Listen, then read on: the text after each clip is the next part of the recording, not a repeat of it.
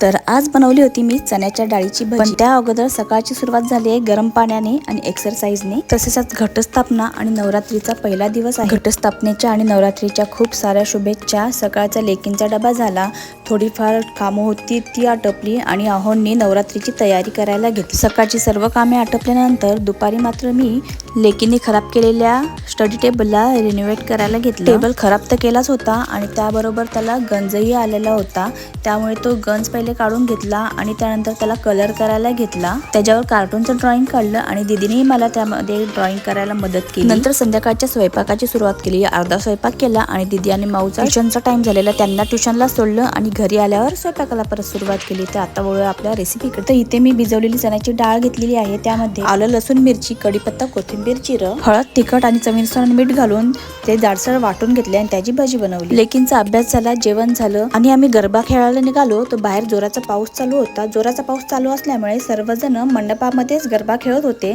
थोड्या वेळाने पाऊस बंद झाला आणि सगळेजण बाहेर गरबा खेळायला गेले। चला, आता हा व्हिडिओ आता इथेच एंड करते, नंतर भेटू पुढच्या व्हिडिओमध्ये।